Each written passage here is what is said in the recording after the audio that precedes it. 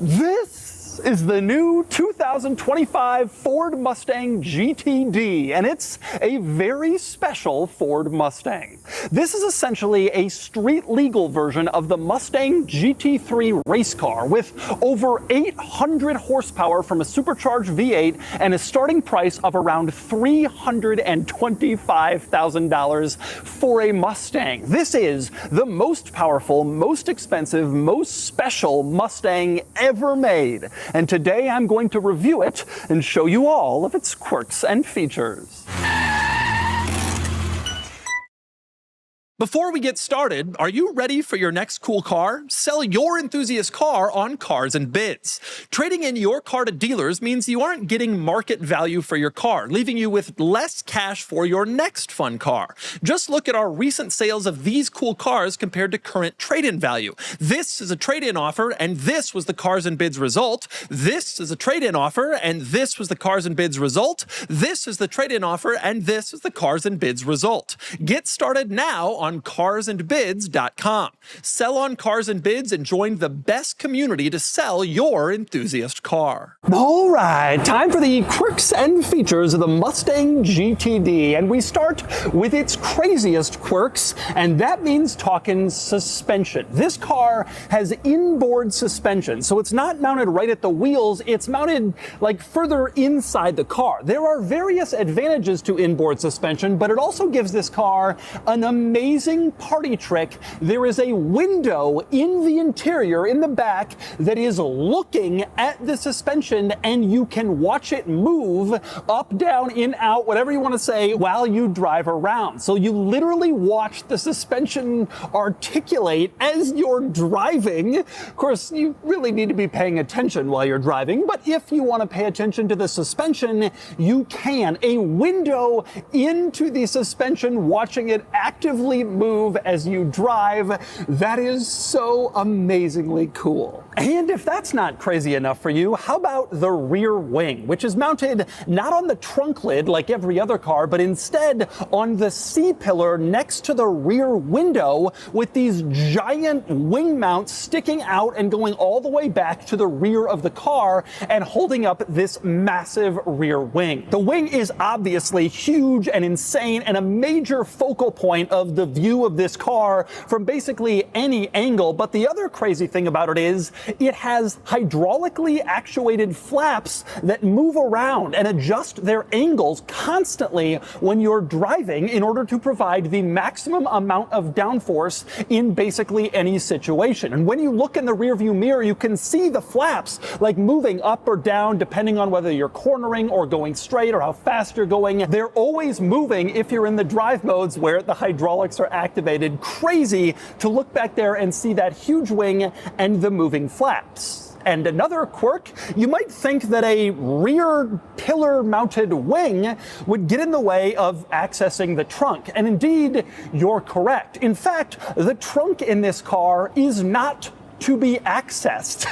It is certainly not for storage. In order to get into the trunk, you press the little trunk popper button on the key fob like in any other Mustang, but then you have to undo two locking pins at the top edges of the trunk, as you can see. You undo those, and the trunk is not hinged to lift up. Instead, you remove the trunk body panel completely from the car, and only then do you gain access to the trunk. But as you can see, when you're in here, there is no real need to gain access to the trunk because it is completely filled with mechanical components. In fact, back here you have a cooling system for all of the hydraulics in this car, like the wing and some others I'll discuss soon. There's also various other mechanical components back here, the most important of which is the transmission. This car has a dual clutch automatic transmission, although it's called a transaxle technically when it's mounted in the same place as the drive wheels, but either way, it's back here in the trunk rather than up front next to the engine like in normal Mustang models, and that too is taking up your trunk space, meaning you don't access the trunk. There's no cargo storage space back there, and you're not really supposed to open it with any frequency, so no problem blocking it with a big wing since you don't use it. And if that stuff hasn't already convinced you that this is the craziest Mustang ever, let's talk about what's under the hood. First, let's talk about accessing the hood, the engine bay. You go into the driver footwell, you pull on a latch like you do in a normal car, and when you do that, nothing happens. There is no beep, there is no pop of the hood, there is no confirmation that you've done anything, but you have started the process. Next, you come around to the front of the car and you see two more locking pins, just like on the trunk in back. They're buttons. You push on either side, both sides, and then you unlock the hood, and then you still have a separate latch like in a normal car where you open up the hood from there and you get access to the engine, which is wild. In this car, a 5.2 liter supercharged V8 with 815 horsepower and almost 670 pound-feet of torque. Massive, unbelievable numbers in this era, especially from a big old school V8. In fact, this car has more than 300 horsepower more than the race car upon which it's based. 300 horses more than the race car in a road car. So, since I've mentioned the race car, I probably should explain a little bit more about what this car is and why it exists. So, Mustang GTD, that stands for Grand Touring Daytona, which is a race class in the IMSA racing series where Ford races a Mustang GT3 race car. But while the GT3 race car is limited to 500 horsepower due to various racing classifications that allow it to fit into its specific class, the road car has no specific limitations. And so Ford took the race car and they thought, we want to take this to the street, but we want to make it even crazier than the race car, and so they did. Now, I asked Ford why. Like, you make the Explorer and the F-150 volume vehicles, hundreds of thousands of sales. Why are you making a car like this? And they told me that Jim Farley, the chief executive of Ford, was looking at the Mustang GT3 and he was wondering, hey, can we make a road-going version of it? Because he's into cars, he's a performance car enthusiast, he likes this stuff, and they figured, why not? And the GTD is the result of that kind of cool whim, sort of an extracurricular activity compared to what Ford is most known for. And so, with a little background info in mind, let's go through the rest of the quirks and features that make this car so interesting, starting back under the hood where you can see stainless steel for the coolant tank for this car as opposed to traditional plastic. That's obviously an upgrade intended for track use. This car could get really hot in a racing application, and so that's like a beefed up part to help make sure that it won't overheat. Same deal, by the way, with the hood. You can see, first off, this is a vastly different hood than what you get in a regular Mustang. Of course, the hood pins, but it's also bulged out, and there are two openings in the center, sort of like nostrils. These are screens to, again, allow with heat dissipation for the engine to do its best of cooling down, and Ford tells me that these screens can be removed very simply with just Allen wrenches. You can take them off to maximize cooling at the racetrack. If you're really starting to overheat, you can get a little more cooling by removing them. The other important thing to note about the hood panel in this car is that it's carbon fiber. And in fact, all of the body panels in the Mustang GTD are made out of carbon fiber with the exception of the doors. The entire body of this car is entirely carbon fiber, which is obviously very different from the regular Mustang. And also different from the regular Mustang, since we're talking body panels, let's talk about the wide body stance. Holy crap, this thing is wide. These flared out front and rear fenders serve to give this car an unbelievable stance, makes it much more aggressive looking than the regular Mustang, which is already a pretty aggressive looking sports car. You can see this wide track fueled by these big tires underneath. You have a massive stance and it gives it kind of a race car feel when you're taking a look. And speaking of the fenders, probably the most noticeable design item on the outside of this car, aside from the wide body in the giant wing, the vents over the front wheels on the front fenders. Massive fender vents here, like you have at a Porsche GT3 RS, but way bigger, way more pronounced, way more obvious. Ford says that these vents help channel the air as they kind of go over the front and the fender area of the car and improve this car's overall aerodynamics. And they are certainly a piece that gives it a very distinctive look on the outside, combined with all the other stuff. And indeed, aerodynamics, a big story with this car. Obviously, I mentioned the wing and the vents on the front fenders, but there's more than just that. This particular Mustang GTD is equipped with the optional performance package, which adds a bunch of cool features, including, probably most importantly, all the hydraulics. So I mentioned before, the wing has that hydraulic flap where it goes up and down while you're driving, pretty cool, but there are other hydraulic flaps underneath the car in the front that also help channel airflow. And if you get the performance package, you get those hydraulic flaps as well. You can't see them when you're just sitting here looking at the car, but they're there and they're improving your racetrack lap times. The performance package also includes some other benefits too. Up front, you have these dive planes in the front bumper area that again help with your aerodynamics, and GTD models equipped with the performance package also have a larger, longer front splitter, which again improves aero for this car. But my personal favorite upgrade that comes with the performance package is lightweight carpeting.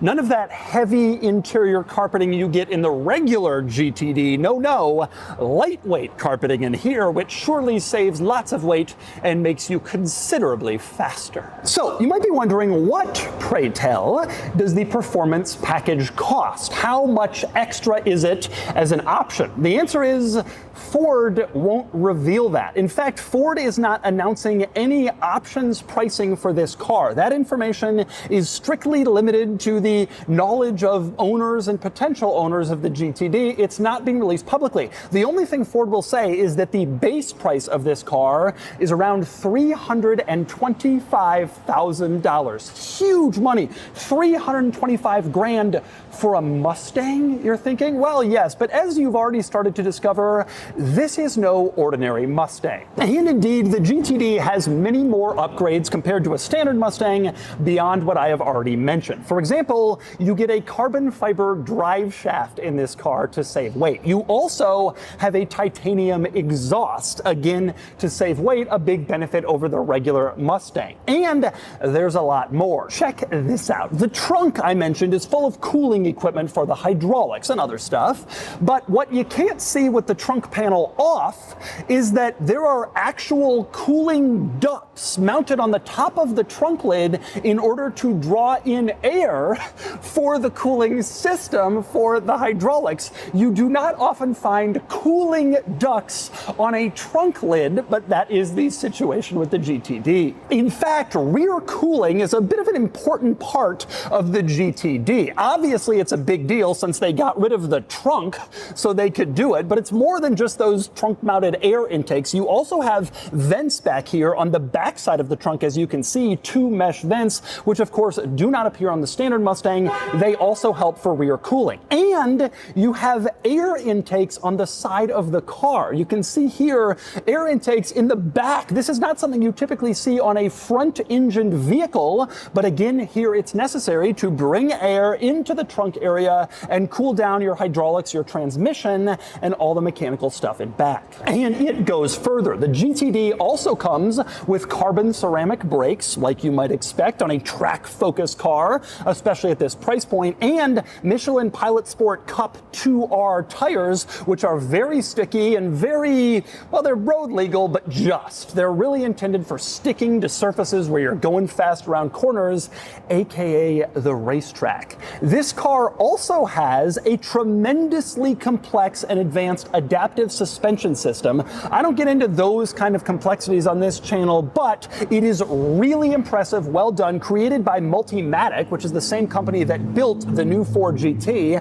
Obviously, I already showed you how some of it works. You can see with that inboard suspension window in the interior, which I still think is one of the coolest things I've ever seen. But beyond that, the other cool suspension trick is that this car can lower. If you go into the racetrack drive mode, the car automatically lowers 1.5 inches, and it does so practically immediately when you go into that mode, gets all the way down, and then it's ready, lowers center of gravity for driving on the track and optimizing lap times. That's pretty cool. And in addition to all of the fantastic mechanical upgrades this car has over a standard Mustang to help justify its price tag, it also includes some cosmetic changes that I think are worth pointing out. For one, in back, the badge says GTD, which makes sense, that's what this car is, and it's in carbon fiber, which is pretty cool. Also badging on the back, you might not notice right away, but on the underside of the rear spoiler flap, the word Mustang is written out, printed in massive letters going across the entire width of the car. Now, of course, this is only visible in certain rear wing flap configurations, so while you're driving, it might say Mustang, and then nothing, and then Mustang, depending on how hard you're cornering. Now, speaking of badging, up front, of course, you have the famous Mustang running horse emblem. It is also made of carbon fiber, which is a pretty cool touch up there as well. And another cosmetic upgrade on this car, of course, you have distinctive wheels compared to any other Mustang model, and they are offered in optional magnesium for even more lighter weight, which is especially important where the wheels are located in the car, saving weight there. So you have a very distinctive and special wheel design that again gives this car a special look compared to a normal Mustang, as if all the rest of the stuff didn't already do that. And then there's the personalization. Ford told me there are not that many options with this car, but there's a huge range of personalization options that people can do, including various trim differences and style changes and interiors and colors. And in fact, Ford is offering on this car an optional color lockout, that you can pick a color and then pay extra to lock out the color so that nobody else can have it on their GTD. So not only are you paying for a special color, you're paying for the exclusivity of being the only person who got a car in that color, which is a pretty cool idea that contributes to the personalization and the specialness of GTD. And since we're talking options, let's move on to the interior of the GTD, where Ford is offering one of the craziest options of all in this car, and that would be 3D printed paddle shifters and a 3D printed gear selector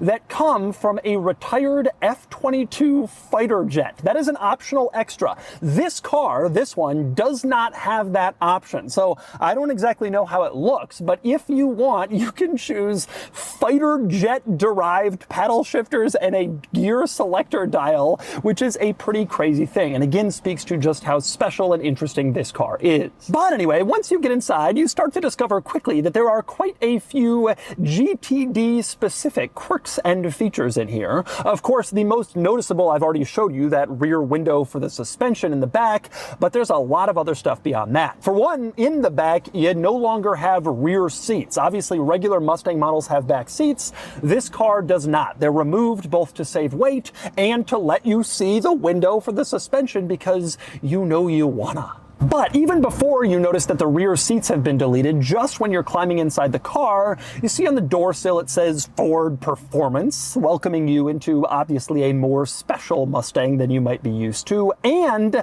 the little puddle lamp that projects the light from the bottom of the doors when you open the doors, that is a GTD. You can see the silhouette there is not a regular Mustang. It has the distinctive GTD rear spoiler, and so even the little puddle lamps that turn on when it's dark show that you have a GTD, as if people couldn't already tell. Now, beyond some of that stuff, I will say when you get in this interior, other GTD specific upgrades are surprisingly subtle in here. In fact, a lot of this interior is straight out of a Mustang Dark Horse. Ford told me there's a lot of sort of basic Dark Horse stuff in the interior, and that's fine. The Dark Horse has a nice interior, already pretty focused performance car, and indeed a lot of the stuff you'll see here is pretty familiar Ford Mustang. In fact, even the key is just a regular Ford Mustang key, which I find funny because that's something that I have always been mocked for about my Ford GT, that it just has the key from a regular Ford model of its era. Well, that's also true of the very special Mustang GTD,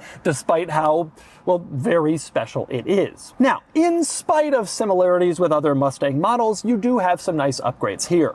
The seats are these very heavily bolstered sport seats, as you can see, with holes in the backrest so you can put a racing harness through for track use. And of course, it says GTD imprinted onto the leather on the headrest. You also have a lot of carbon fiber in this car. You can see the center console around the gear selector, carbon fiber. Same deal on the dashboard over on the passenger side, carbon fiber. You also have carbon on the wheel, on the door panels, and in various other places in this interior, more than a standard Mustang. And by the way, speaking of that dashboard, on the passenger side, you can see there is a plaque here that says GTD with some numbers. The numbers are the last 4 digits of the VIN, which is kind of unusual. Instead of like a production number or the number in sequence, the last 4 in the VIN. So this, which must be a very early production car, since it's a press car before they're on sale, gets 5963. I guess technically then these cars are numbered, but not in any way that'll be discernible to most people. Now, beyond that stuff, there are a couple of other interesting quirks and features in here. For one, this button in the center control stack, you can see the front of the car with an arrow. That is the front axle lifter in this car, and it is standard on all Mustang GTD models. You press that and the front lifts up so you can clear kind of lower curbs, which is especially important for the performance package models with their longer front splitter.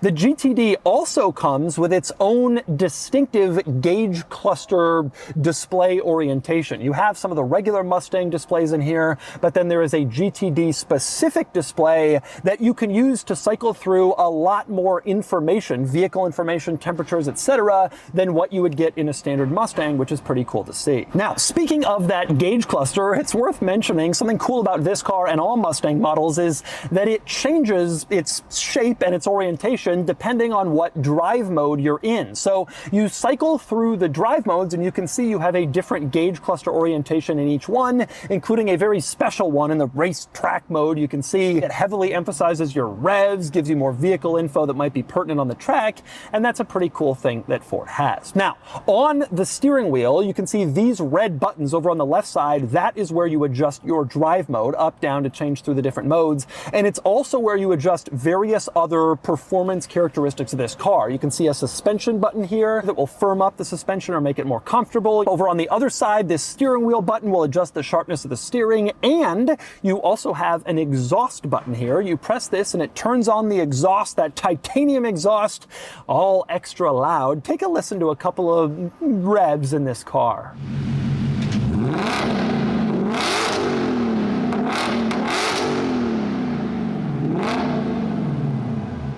And as far as other interesting quirks and features, in the center control stack, you can see a group of different buttons in here, pretty standard on the Mustang, including your bright red engine start-stop button. But you also have here a racetrack button. You can see there's a track and like a checkered flag. You press that and it pulls up the track apps for this car. And there are various apps that you can access in here for track use. Like if you want to measure your drag racing times, your braking performance, or a lap timer, it's all located in here. And there's a few other important things in here too, like for instance, launch control. You can turn it on and off in this screen, and line lock, which is a drag racing feature, can also be turned on and off in here. And you can also use this screen to turn off the active aerodynamics if for whatever reason you don't want them on. You can lock them out in this screen and turn them off completely. Otherwise, if you have them enabled, they will automatically start doing their thing every time you go into sport mode or one of the sportier drive modes. Now, beyond the track stuff in this infotainment system, this is largely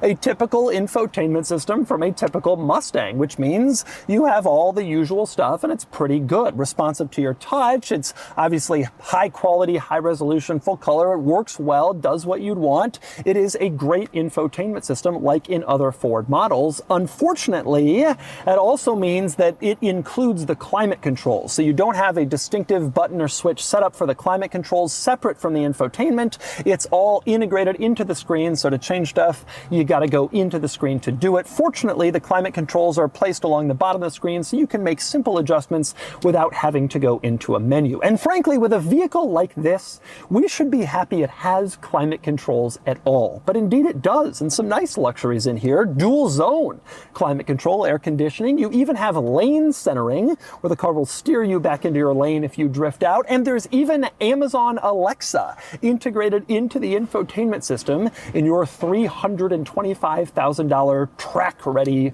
Mustang GTD. So you have the money, you think it's cool, you might be wondering, can you get one? Is this car even still available, or is it all sold out? Well, Ford told me their plan is to build around 300 to 700 units of the Mustang GTD each year, with no stated final production number for this car. Ford also told me that the GTD is sold out for the 25 and 26 model years, but I have a suspicion that it's going to continue on longer than that. Meaning, if you want one of these and you're willing to wait a little bit, you could probably get one, configure your own, and have your own GTD. But it's worth pointing out that if the new Ford GT is any indication, the one that came out 10 years ago, if that gives us any idea, Ford probably has more tricks up its sleeve with the GTD. There are probably more special versions coming, special editions, cool paint and cosmetics, and maybe even some extra sporty models. So if you like the GTD and you're disappointed you have to wait, don't be surprised if it ends up working out. Maybe you'll get something cool in a couple years as this car goes on. For now, this is the GTD we got, and I want to get behind the wheel. I've wanted to drive this car for months now, and it's finally time. Let's see how the GTD drives. All right, driving the GTD. I've wanted to do this for a long, long time. This is a very special car. Let's see what it's like on the road. First impression getting into this car and driving it, your first thing when you climb inside, it's a lot like a Mustang. And honestly, from a driving perspective, initially, or if you just drive around town, it is also surprisingly Mustang-like, which is to say, well, I was expecting this car to be so punishing that it would actually be kind of annoying or difficult to drive. That's actually not true. It's a lot like a 911 GT3, which is a similar sort of thing. It's like the road version of sort of a race car. A little bit less so in that case. That's definitely more road car. But nonetheless, I felt that this was going to be, I'm worried it's going to be crazy punishing. It's not really. And I'm actually in sport mode right now. And yeah, it's a harsh ride, again, like a 911 GT3, but it's not just over the top, insane, terrible, awful. It's like totally acceptable if you know what you're getting into. And if you have one of these cars and you're driving one of these cars, you know what you're getting into. All right, let me step on it here. The power is unreal, and that is clear at every stage of the power delivery. 815 supercharged horsepower, you put your foot on it a little bit, and it is a very quick shifting transmission, finds the gear you should be in basically right away, and it's just like, all right, let's go. You get a lot of noise and you get a lot of speed very, very quickly in a very impressive way. This car is plain fast. Now, of course, the other cool thing about this car is the way that it handles, the way that it drives, and it really is a sharp, sharp steering car. The regular Mustang already is, to be clear, like it's pretty impressive just how quickly that car steers. I've always been surprised by that in the new Mustang. But this particular one is on a completely different level of unbelievability with its just incredible sharpness in the way that it steers. It just completely, the moment you turn the steering wheel, you start going in the direction you want to go. Very predictable, but very precise, very quick. Not what I would expect from a big old V8 powered front engine car, but it is quite amazing and adept at it. But where this car really shines is less steering, which is good, and more just overall handling. It is amazing to me just how planted this car feels, how completely dialed in it feels from a handling perspective. It feels like it would be hard to get the tail out. I imagine it isn't. It's got a lot of power, but it's also got big, thick tires back there and some very impressive suspension. The car stays completely flat under hard cornering in a really impressive way. Even when the steering is maybe feeling a little bit over-assisted, the dynamics of the car are just absolutely unmatched. It is really incredible just how planted it feels, just how stable it feels, just how precise it feels. Very much like a track weapon, like they're pitching it as, like you would want it to be.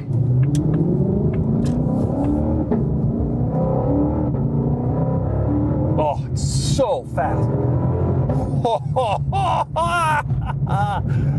Man, it's so fast, although I'm a little wary of flooring it because it makes so much noise that it really attracts some attention. The speed really lets people know, hey, I'm speeding. It's so much different from all these electric cars I drive now, which are also incredibly fast, but which do not have that issue quite as much. Again, pretty impressive to drive around. One thing I am a little bit surprised about is that the transmission, although it is quick and it is fast to get into gear and shift from where you want, when you're doing low speeds, it definitely feels more mechanical and more jerky. Now, that's generally true of ultra high performance cars that I've driven, race cars and vehicles like that. But it is I wouldn't call it disappointing, but you definitely do have a little bit more kind of hesitation and jerkiness at low speeds, just sort of because of the nature of the beast. I mean, this car is not really intended to be like a low speed around town cruiser type vehicle, and that's one of the drawbacks that you get from that. One thing I was curious about for the last few months, as I've been reading the specs about this car and hearing about it, I've been curious, is it going to be distinct enough from the Mustang to justify its price tag and to justify the level of hype and desire and interest that has been around it? And I gotta say, I really think it is. The powertrain is amazing. It feels amazing. It has unbelievable power at any RPM. It just is an incredible, raucous, crazy engine. I drove here to this event here in Palm Springs 2.5 hours in my 05 Ford GT, and this thing feels like a different level of fast. I mean, it is just such an unbelievable performance craziness from a power perspective. So I think the engine does a great job. The suspension is really magical. The new Ford Mustang is a really impressive car in terms of cornering capabilities, but this is just on a totally different level of what it can do and how it feels on the road. I mean, this feels like it's up there with some of the very great handling sports cars of our time. And then there's all the other incredible trick stuff, like your dual clutch transmission, like just the general craziness of the car. I love how it looks. I love the big fenders. I love the big wing. There's a lot of really cool stuff about this car that does distinguish it. And then, of course, you factor in, low production volume, which is going to appeal to enthusiasts and collectors. And it's just hard not to understand the great benefits of this car and why it is so expensive. This is not a practical daily driver car. However, I truly believe it is not as impractical as I was expecting. I thought this would feel a lot more like annoying race car than it does. Not like the Aston Martin Valkyrie, but getting more towards that range where it's like you're getting in it because you want to take it to an event or whatever, but you don't really, you're like, all right, I'll drive the GTD. I don't really feel that way. I think you totally could drive this around, and I expect to see people driving it around. I think it's a surprisingly drivable car. Nonetheless, it has its compromises in terms of all the stuff that I've mentioned. Nonetheless, this is a tremendously complete package and an amazingly impressive car. I really am surprised by just how exceptional this car is to drive. It feels like when I'm in my Carrera GT, you feel like you're driving a precision instrument on the road, and like everybody else is playing it slow motion. Like some of the very best athletes probably feel if they have to play like a normie. That's kind of what this car feels like to drive. It really is an amazing proposition, and it's fun to get behind the wheel and check it out. And so that's the new 2025 Ford Mustang GTD. This is an unbelievably exciting, crazy, insane car. So much that it's hard to believe it comes from the same people who give us normal cars like the F-150 and the Edge. This is definitely the most exciting new Ford in years, and it's one of the most exciting new cars, period. And now it's time to give the new Mustang GTD a Doug score. And the Doug score is here, 68 out of 100, which puts the Mustang GTD here close to the famed Porsche GT3 RS and in serious contention with some amazing cars. The GTD has a lot of great benefits, and it really is on the level with some of today's most incredible performance cars. It's expensive, but Ford has a history of making expensive halo cars that gain value, and I suspect this one will continue the trend.